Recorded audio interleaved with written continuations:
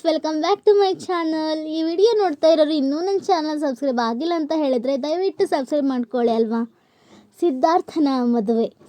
ತುಂಬು ತಾರುಣ್ಯದ ಸಿದ್ಧಾರ್ಥ ಪ್ರಾಪಂಚಿಕ ಆಗುಹೋಗುಗಳಲ್ಲಿ ಆಸಕ್ತಿ ಕಳೆದುಕೊಳ್ಳುತ್ತಿರುವುದನ್ನು ಗಮನಿಸಿ ತಂದೆ ತಾಯಂದಿರು ಕಂಗಾಲಾದರು. ರಾಣಿ ಪ್ರಜಾವತಿಯು ಬಹುತೇಕ ಸ್ತ್ರೀಯರಂತೆ ಸಿದ್ಧಾರ್ಥನಿಗೆ ವಿವಾಹ ಮಾಡಿದಲ್ಲಿ ಎಲ್ಲವೂ ಸರಿ ಹೋಗುವುದು ಎಂದು ಸಲಹೆ ಮಾಡಿದಳು.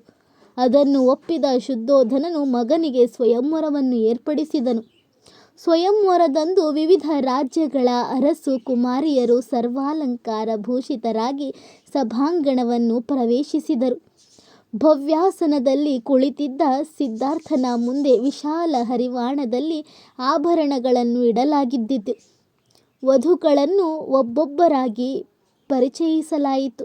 ವಧು ತನಗೆ ಇಷ್ಟವಾಗದಿದ್ದಲ್ಲಿ ಸಿದ್ಧಾರ್ಥ ಆಕೆಗೆ ಮುಷ್ಟಿ ತುಂಬ ಆಭರಣವನ್ನು ಕೊಡಬೇಕು. ಇಷ್ಟವಾದಲ್ಲಿ ತನ್ನ ಕೊರಳ ಸರವನ್ನೇ ಆಕೆಗೆ ತೊಡಿಸಬೇಕು. ಸಿದ್ಧಾರ್ಥ ಎಲ್ಲರಿಗೂ ಆಭರಣಗಳನ್ನು ಕೊಟ್ಟು ಕಳುಹಿಸುತ್ತಿದ್ದಾನೆ. ಆಗ ಓರ್ವ ರಾಜ ಕನ್ಯೆಯು ಆತನಿಗೆ ಪರಿಚಯ ಮಾಡಿಸಲ್ಪಟ್ಟಳು. ಆಕೆಯ ಕಣ್ಣುಗಳು ಅಪೂರ್ವ ಸೌಂದರ್ಯವನ್ನು ಹೊಂದಿದ್ದವು.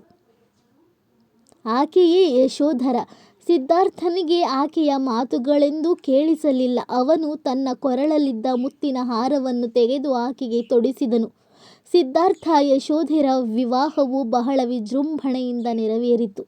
ಮೊಟ್ಟ ಮೊದಲ ಬಾರಿ ಸಿದ್ಧಾರ್ಥ ವಯೋಸಹಜವಾದ ಉಲ್ಲಾಸ ಉತ್ಸಾಹಗಳಿಂದ ಕೂಡಿದವನಾಗಿ ಎಲ್ಲ ಆಚರಣೆಗಳಲ್ಲೂ ಭಾಗವಹಿಸಿದರು. ಪತ್ನಿ ಯಶೋಧರಳೊಂದಿಗೆ ಅವನ ದಾಂಪತ್ಯವು ಮಧುರವಾಗಿಯೇ ಸಾಗುತ್ತಿದ್ದಿತು.